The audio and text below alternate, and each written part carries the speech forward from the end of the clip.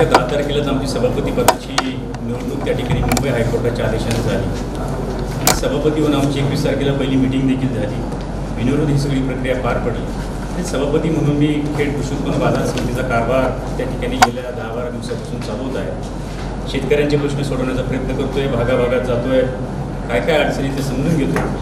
हा सगळा कारभार चालू असताना 21 तारखेला आमची सर्वोच्च न्यायालयामध्ये विरोधकांनी काही केस दाखल केली. त्याचा निकाल 21 तारखेला होता आणि त्या निकालामध्ये ज्यांनी सुप्रीम कोर्टात आणि मुंबई हायकोर्टामध्ये याचिका दाखल केली होती ती याचिका स्वतःहून विड्रॉ करून घेतली. तसे सुप्रीम कोर्टाचे सगळे आदेश आहेत आणि ती याचिका सर्वोच्च न्यायालयात त्यांनी विड्रॉ करून घेतली. न्यायालयाने त्यांना विचारलं की बाबा इलेक्शन तर होऊन गेलेले, सगळं कायद्यानुसार झालेलं आहे, तुम्हाला काय म्हणायचं का आम्ही हे करू, त्याच्यात निर्णय देऊन टाकू. ते म्हणले नाही, मग आम्ही याचिका मागं घेतो. आणि मग न्यायालय म्हटलं ठीक आहे मागं घ्या. आणि यांनी म्हणताना असं म्हटलं की आम्ही मागं घेतो त्याच्यामध्ये याचिका. त्यामुळे आज काल त्यांनी मुंबई हायकोर्टातनं देखील आणि सुप्रीम कोर्ट दोन्हीकडची याचिका मागं घेतल्या. आज मी तिला खेड बाजार समितीच्या सभापती पदाबद्दल कुठल्याही कायदेशीर कोर्टामध्ये काहीही तर केस चालू नाही. दोन्ही याचिका त्या ठिकाणी मागे घेतलेल्या आहेत. इतर आमचे वकील साहेब देखील त्या ठिकाणी आवर्जून झाले की सुप्रीम कोर्टाने दिलेले याचं उत्तर काय हे मराठीत देखील तुम्हाला देतो. आणि 2 दिवसापासून आज मी सगळ्या पोस्ट काही बघतोय की मी सभापती झालो, काही लोकप्रतिनिधी त्या ठिकाणी पोस्ट करतायत की माझाच माणूस सभापती. मला एवढं सांगायचं आहे की कायदा काय, हा देश संविधानावरती कायद्यावरती चालतो. आणि काही वर्ष लोकप्रतिनिधी राहिलेली माणसं ज्यांचं कॉलेज देखील स्वतःचं आहे, ही लोक जर सांगत असतील की कायदा काय, त्यांना जर कायदाच कळत असेल, कदाचित इंग्लिश त्यांना वाचता येत असेल, कदाचित अशी पण अडचण त्या ठिकाणी होऊ शकते. त्यामुळं कोर्टाने काय जजमेंट दिलं आहे आणि तुम्हीच विड्रॉ करताय केस आणि तुम्ही सांगता की सभापतीपदी यांची निवड झाली तेच कायम राहील. हे सगळं निवडणुकीच्या तोंडावरती धांदात खोटा आहे. निवडणुकीमध्ये त्यांची पायाखालची वाळू सरकलेली आहे. त्याच्यामुळे त्यांना असं वाटतं की पब्लिकमध्ये काहीतरी गुमराह तयार करायचं, काहीतरी वातावरण तयार करायचं आणि ह्या वातावरणाचा निवडणुकीमध्ये गोबेल स्थिती कशी असते की काहीतरी गुमराह करायचं, काहीतरी नॅरेटिव्ह सेट करायचं आणि त्या नॅरेटिव्ह सेटचं मग पब्लिकमध्ये जाणार नाही. अरे सभापती तेच राहिले, सभापती हे आणि तेवढ्यात निवडणूक आपली काढून घ्यायची. या तालुक्याची जनता सुज्ञ आहे की ज्यांनी अनेक वर्ष स्वतःला लोकप्रतिनिधी म्हणतात. मला तर प्रश्न पडतो की असा लोकप्रतिनिधी खऱ्या अर्थानं ज्याला कायदा काय, कायद्याची भाषा काय हे जर कळत नसेल तर अशा माणसाला खेड तालुक्याची जनतेने एवढे दिवस कसं निवडून दिला हा माझ्यासमोर खऱ्या अर्थानं प्रश्न आहे. आणि उद्याच्या काळात ते मंत्री व्हायला निघाले. अरे तुम्ही सर्वोच्च न्यायालयाचं लोकांच्या मध्ये नॅरेटिव्ह सेट करताय की चुकीची दिशाभूल त्या ठिकाणी करायचा प्रयत्न करतात. अशा पद्धतीने जर निवडणुकीमध्ये त्यांना खरं तर ही बाजार समितीची सत्ता त्यांच्याकडे गेली याचं प्रचंड मोठं शल्य काय हे आज दिसून येते. राजकारणामध्ये लोकांनी पराभव देखील स्वीकारला पाहिजे, जय पराजय दोन्ही स्वीकारलं पाहिजेत. ती तुमची राजकारणातली परिपक्वता असते. पण आजची जर परिस्थिती बघितली, अरे बारीक पोरासारख्या आमचे सभापती तर बारीक पोरासारखे, मी सभापती झालो होतो. अरे किती वेळा काय, अरे राजकारणामध्ये काही वैचारिकता असते, काही भूमिका असते. एकदा भूमिका घेतली, ठरलं, तुम्ही सभापती झाले, न्यायालयाचा एखादा आदेश दाखवा की तुम्हाला विजय शिंदेना सभापती पदावरून काढले आणि लिंबोरेनं त्या ठिकाणी एखादा आदेश दाखवा, काहीतरी कागद दाखवा. पण काय नाही, मी झालो, मी उद्या मी देशाचा पंतप्रधान झालो, याला काय अर्थ आहे? काही भूमिका काय, शेवटी राजकारणामध्ये काही भूमिका आहे, ते काही तत्व काय, अशी जर भूमिका घेऊन या खेड तालुक्यामध्ये उद्याच्या होणाऱ्या विधानसभेच्या निवडणुकीसाठी जर कुणी भूमिका घेत असेल किंवा त्याचा गैरवापर करायचा प्रयत्न करत असेल, काही गुमराह गोबेल स्थितीच्या माध्यमातून करत असेल, हे पूर्णपणे चुकीचं आहे. बाजार समितीचा कारभार उद्याच्या काळात आम्हाला चांगला करायचा आहे आणि ती आमच्या सगळ्यांची भूमिका आहे. आम्हाला कोर्टाने त्या ठिकाणी न्याय दिलाय, मुंबई हायकोर्टाच्या मार्गदर्शनाखाली हे सगळं झालं आहे आणि सर्वोच्च न्यायालयाने हे सगळं कायम केलं आहे. सर्वोच्च न्यायालयाच्या लक्षात आलं की हे सगळं 10 तारखेला इलेक्शन गेली, याच्यामध्ये काहीच अर्थ नाही. मग सर्वोच्च न्यायालयाने निरीक्षण नोंदवल्यानंतर त्यांच्याच वकिलांनी केस विड्रॉ करतोय. अरे केस तुम्ही विड्रॉ करताय आणि तुम्ही एका बाजूला समाजामध्ये पसरवता की आमची सभापतीपदी निवड झाली आणि एखादा जबाबदार माणूस हे बोलतोय, हे किती हास्यास्पद आहे. याच्यावर तुमची बौद्धिक क्षमता काय, तुमचं राजकारणाची परिपक्वता काय, याचा अर्थ तुम्हाला हा पराभव सहन त्या ठिकाणी झालेला दिसत नाही. एका YouTube चॅनलला त्या ठिकाणी बातमी दाखवली, आम्ही ती बातमी देखील लोड आमच्याकडे करून ठेवली आहे. त्यांनी नंतर ती त्यांच्या लक्षात आलं की हे कायदेशीर प्रक्रिया आहे, त्यांचा काहीतरी गैरसमज झाला, त्यांनी ती बातमी देखील डिलीट केली. ही बातमी आहे ना, ही डिलीट केली त्यांनी नंतर का की बाबा अरे काहीतरी त्यांचाच देखील गैरसमज झाला. शेवटी न्यायालयाचा अवमान आहे. अरे न्यायालय काय सांगते, न्यायालयाची भूमिका काय, या सगळ्या याच्यामध्ये मला तुम्हाला सांगायचं आहे की अशा पद्धतीने जर निवडणूक डोळ्यासमोर ठेवून कुणी जर चुकीच्या गोष्टी करत असेल तर ही बाजार समिती देखील बदनामी आहे. आणि अशा पद्धती तुम्ही करू नका ना, हे कायद्याचं राज्य आहे, कायद्याने काय तुमची भूमिका आहे, तुम्ही न्यायालयात म्हणता, अजून दुसऱ्या कुठल्या न्यायालयात जा. आज मी त्याला बाजार समितीच्या सभापतीबद्दल कुठलीही कायदेशीर प्रक्रिया नाही, कुठलीही केस त्या ठिकाणी चालू नाही. परंतु आपल्याकडे सत्ता नाही, आपल्याला सत्ता मिळत नाही म्हणून काहीतरी भूमिका तुम्ही त्या ठिकाणी घ्यायचं हे एकदम चुकीचं आहे. आणि विशेष म्हणजे न्यायालयाच्या भूमिकेचं तुम्ही अपमान करायचा आणि लोकांच्या मध्ये गैरसमज पसरवायचा हे फार चुकीचं आहे. याच्यात आम्ही कायदेशीर देखील नोटीस देणार आहे, कायदेशीर बाब तपासून वेळ प्रसंगी कायदेशीर त्यांना कोर्टात देखील आव्हान त्या ठिकाणी देणार आहे की न्यायालयाचा अपमान होत आहे. याही पूर्वी त्यांच्या वकिलांना, त्या संबंधित असलेल्यांना हायकोर्टाने देखील ताशेर ओढलेत, कडक मंत्र्यांनी देखील ताशेर ओढले की चुकीचं काम तुम्ही कशासाठी करताय. जे रिसर आहे, जी रिसर प्रक्रिया आहे, ती प्रक्रिया जर तुम्ही जर म्हणत असाल की हे तर न्यायालय त्याच्यामध्ये यापूर्वी सगळे आदेश दिलेले आहेत आणि हे सगळं आदेश दिल्यानंतर कोर्टाचा सगळा आदेश दिल्यानंतर ही सगळी प्रक्रिया पार पडलेली आहे. आम्ही न्यायालयाच्या आधी सभापती उपसभापतीला आमची निवडणूक प्रक्रिया झाली. आमचे सगळे 10 संचालक न्यायालयानं बघितलं की यार यांच्याकडे मेजॉरिटी आहे. त्याही काळामध्ये मागच्या काळात असं झालं, यांची मेजॉरिटी असताना सत्तेच्या जीवावरती काही लोकांनी निवडणूक पुढे ढकलायचं काम केलं. पण मुंबई हायकोर्टाने आम्हाला त्याच्यामध्ये दिलासा दिला. 3 तारखेला त्यांच्याकडे हिअरिंग झाली, 10 तारखेला त्यांनी तात्काळ निवडणूक लावायचे आदेश दिले. हायकोर्टाने दिलेल्या आदेशानुसार आम्ही सभापती उपस्थित झाले. आणि तुम्ही आज सुप्रीम कोर्टाचं जजमेंट त्या ठिकाणी सुप्रीम कोर्टाच्या निकालाचा चुकीचा अर्थ लावून असं पसरवण्याचा प्रयत्न करताय की मी सभापती झालो, मी याला काय अर्थ आहे. आणि त्यांचे लोकप्रतिनिधी म्हणतात की अरे माझा सभापती झाला.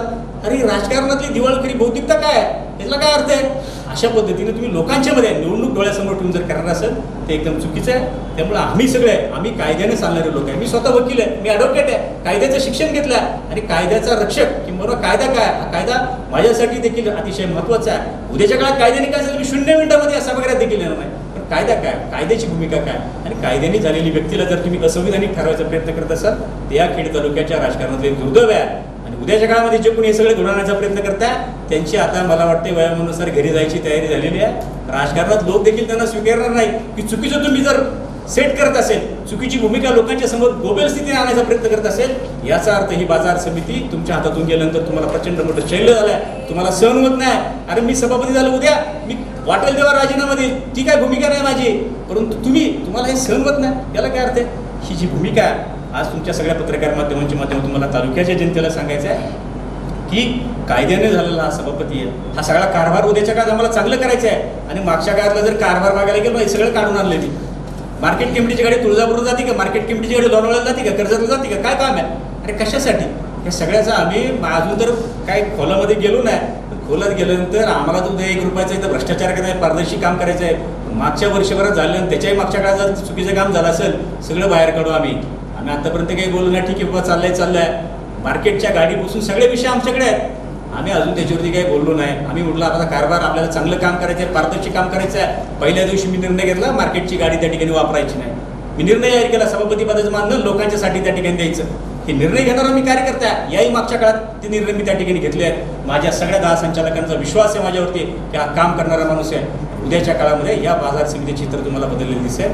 शेतकऱ्यांच्यासाठी सगळ्या सोयीसुविधा आम्ही या बाजार समितीमध्ये करणार आहे. जे झालं ते भविष्यामध्ये करणार आहे. परंतु चांगलं काम जे चाललं याला कुठेतरी पब्लिकमध्ये काहीतरी परस्पेक्शन निर्माण करायचं, ती भूमिका काही लोकप्रतिनिधी आणि काही कार्यकर्ते जे संचालक आहेत, विद्यमान संचालक आहेत, माजी सभापती आहेत, ते करायचा प्रयत्न करतात. हे एकदम चुकीचं आहे. या निमित्तानं तालुक्याच्या जनतेला मला हे सांगायचं आहे की विधानसभेच्या निवडणुकीच्या तोंडावरती काही लोक स्टंटबाजी करायचा प्रयत्न करतात. त्याच्यामध्ये कुठलंही तथ्य नाही. कायदेशीर बाब आम्ही सगळ्या तपासून घेणार आहे आणि उद्या देखील कायदेशीर बाबीमध्ये काही गोष्टी आढळल्या तर निश्चितपणे आम्ही कारवाईसाठी देखील त्या ठिकाणी पुढे जाणार आहे. ही आमच्या सगळ्यांची भूमिका आहे. आमचे वकील साहेब सांगतील अरे कायदा काय, हा देश कायद्यावर चालतो. वकील साहेब काय ह्या सुप्रीम कोर्टाने जे जजमेंट दिलंय किंवा काय ही केस आहे तुम्ही त्यांना सांगा.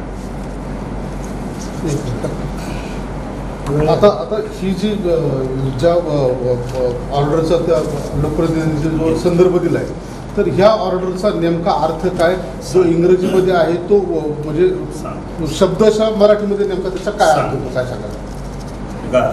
आता आपल्या सर्वांना माहिती आहे की बाजार समितीची निवडणूक जी आहे ती माननीय मुंबई उच्च न्यायालयाच्या आदेशाप्रमाणे झाली.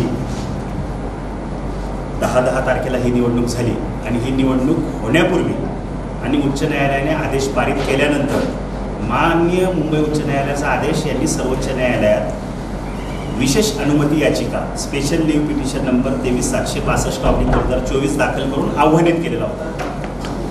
आता तो आव्हानित केल्यानंतर त्यांची अर्जंट मागणी अशी होती की 10/10/24ला जी निवडणूक आहे ती ज्या आदेशाने ठेवण्यात आली तो आदेश स्थगित करावा अशी त्यांची मागणी होती. परंतु ती मागणी काही त्यांची मान्य झाली नाही आणि वेळेत त्यांना सर्वोच्च न्यायालयाकडून कुठलाही स्थगिती आदेश न मिळाल्यानं निवडणूक ही पार पडली आणि त्यानुसार सभापती पदाची निवडणूक झाली. त्यानंतर जी सुनावणी झाली 21/10/2024 रोजी सुनावणी झाली, त्यावेळी मुळातच जो आदेश आव्हानित केला होता की निवडणुका होऊ नयेत आणि निवडणुका झाल्या तर जी गोष्ट आव्हानित करण्यात आली होती ती गोष्टच अस्तित्वात राहिलेली नसल्यामुळे ही याचिका संपुष्टात आलेली होती. आणि ही याचिका संपुष्टात आल्यानंतर ती याचिका चालवून त्यामधून कुठलेही तथ्य मिळणार नाही, काही प्राप्त होणार नाही, कुठले आदेश प्राप्त होणार नाही हे ओळखून त्यांच्या वकिलांनी मान्य सर्वोच्च न्यायालयाप्रमाणे समोर फेअरली प्रामाणिकपणे सांगितलं की आता मुळात निवडणुका झालेल्या असल्यामुळे या याचिकाला तसं काही महत्त्व राहत नाही, त्यामुळे आम्ही काढून घेत आहोत. इथपर्यंत ठीक आहे. परंतु ती काढून घेत असताना त्यांनी त्या ठिकाणी मुंबई उच्च न्यायालयात जी याचिका होती, ज्या याचिकेमध्ये निवडणुका आदेशित करण्यात आल्या होत्या, ती याचिका सुद्धा काढून घेण्याचं अंडरटेकिंग त्या ठिकाणी दिलेलं आहे. आणि हे करत असताना त्या ठिकाणी त्यांनी सांगितलं की ते DDR यांच्याकडे त्यांचे जे काय आता आक्षेप असतील या निवडणुकीच्या अनुषंगाने, त्या अनुषंगाने जिल्हा उपनिबंधक बरोबर यांच्याकडे दाद मागतील असं त्या याचिकेमध्ये नमूद आहे. या याचिकेमध्ये कुठंही उच्च न्यायालयाचा आदेश रद्द झाला, निवडणूक रद्द झाली किंवा पूर्वीच्या सभापतींची फेरनिवड झाली असं कुठंही नाही. यांनी क्लिअर कट अनकंडिशनल विना अट याचिका काढून घेतलेली आहे. आता तर कायदेशीर बाब म्हणून माझी तर अशी भूमिका आहे की आता ते जिल्हा उपनिबंधकांकडे सुद्धा जाऊ शकत नाहीत, कारण जे आक्षेप घेऊन तुम्ही उच्च न्यायालयात गेला होता आणि ते तुम्ही तिथून काढून घेतले असतील तर तेच आक्षेप घेऊन तुम्ही जिल्हा उपनिबंधकांकडे कसे जाणार. जेव्हा आपण न्यायालयातून एखादी याचिका काढून घेतो तेव्हा दिवाणी प्रक्रिया संहितामध्ये ऑर्डर 23 ची प्रोव्हिजन आहे, आदेश 23, त्यामध्ये जर तुम्ही अनकंडिशनली एखादी गोष्ट काढून घेतली तर तीच गोष्ट घेऊन परत त्याच न्यायाधिकरणाकडे किंवा वरिष्ठ न्यायाधिकरणाकडे जाता येत नाही. आता जर तुम्ही सर्वोच्च न्यायालयाची आणि मुंबई उच्च न्यायालयाची याचिका अनकंडिशनली काढली असेल तर तुम्हाला JDR कडे कोणत्या अधिकारात जाता येईल हे अगोदर ते जर DDR कडे गेले तर त्यांना ते सांगावं लागेल. मुद्दा क्रमांक 1.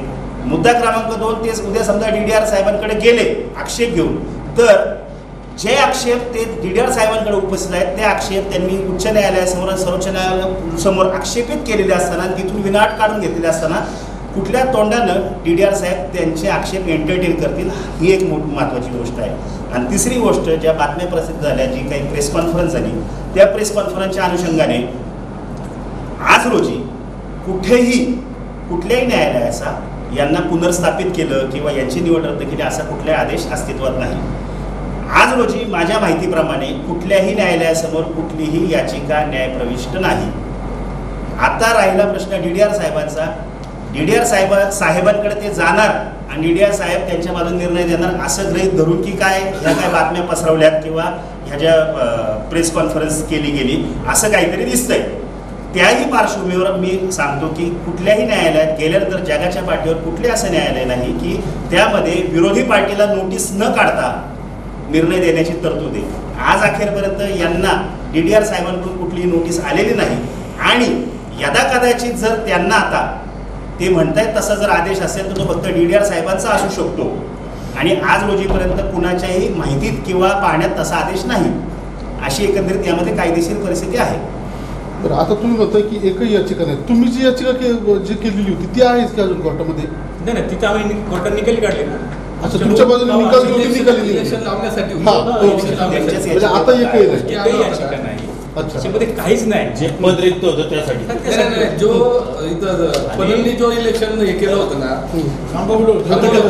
त्यासाठी आम्ही त्याच्यामध्ये एकच गोष्ट महत्वाची आहे, DDR कडे सुद्धा जाऊ शकत नाही कारण DDR ने मुंबई हायकोर्टात त्याचे ॲफिडेव्हिट दिले की हा राजीनामा मीच मंजूर केला आणि कायदेशीर केला आहे. मग आज ते असं म्हणू शकत नाही की मी केला नाही तर काहीच अर्थ नाही. हा मुद्दा फार महत्त्वाचा नोटेड आहे.